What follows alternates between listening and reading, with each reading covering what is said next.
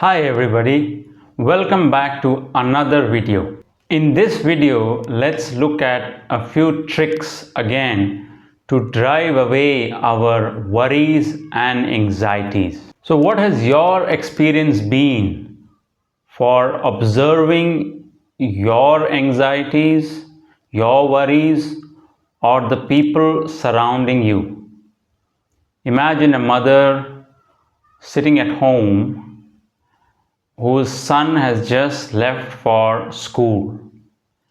Is she worrying sometimes that is my son okay? Is he safe?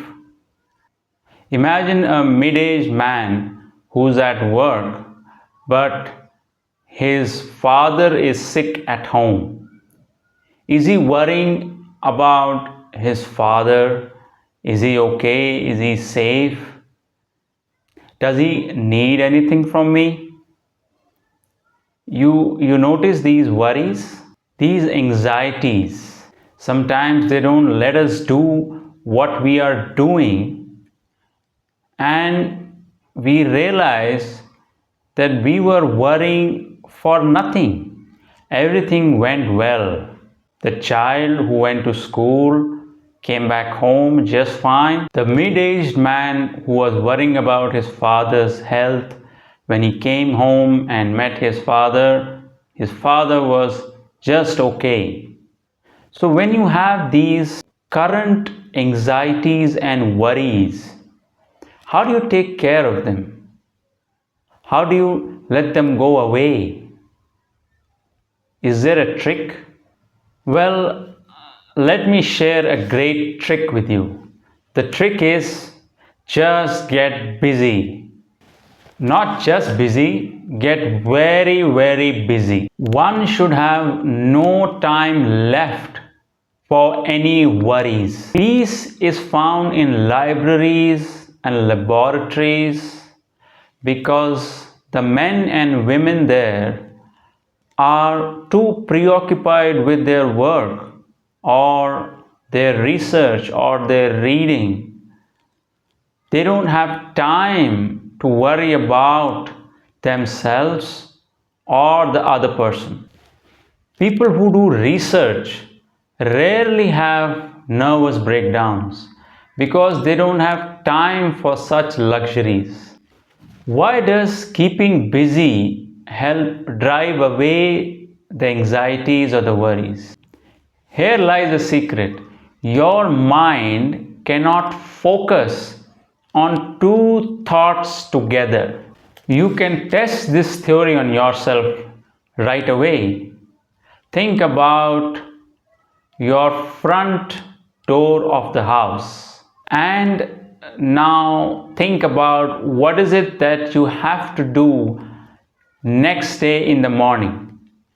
Can you think about both the thoughts together? The exact same thing is for emotions. One cannot be pepped up or be happy and be depressed or be anxious at the same time. One emotion drives out the other. The army doctors use occupational therapy for nerve shocked men who have returned from war. Occupational therapy would mean that you engage your mind in some work which needs 100% of your attention. It could be taking care of the lawn, taking care of those everyday tasks, cooking food for someone or many people, cleaning, to do something constructive. Note that worry comes to you when your day's work is done, not when you are in action. Your mind can imagine all kinds of ridiculous possibilities and magnify a small blunder or a mishap. Let's look at an example of how a mother who was very anxious and worried about her son found a solution for her worries. Her son was in the army and there was a war going on. So she was constantly worrying if her son was okay, if he was safe, if he was in action, if he was wounded, or if he was killed. So there was a constant worry for his safety. And because of this worry, she couldn't even sleep. So she realized she has to keep her mind occupied with something else.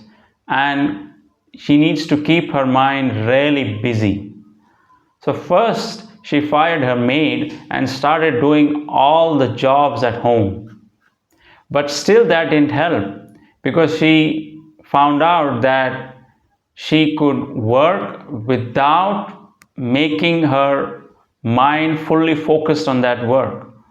Like she would work while the thoughts are going in her head. So she wanted something more challenging, which would completely take her mind off or would need her mind to fully focus on that job mentally and physically.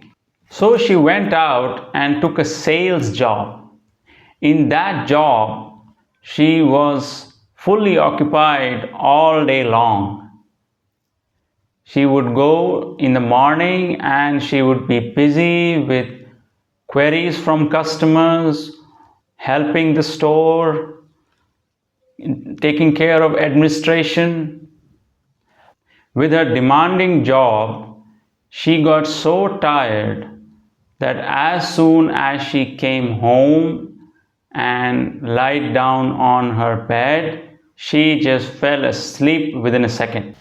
There is a famous quote from George Bernard Shaw. The secret for being miserable is to have the leisure to bother about whether you are happy or not. Keeping busy is the cheapest of medicine in the world and the best one. Thank you and hope you found this interesting.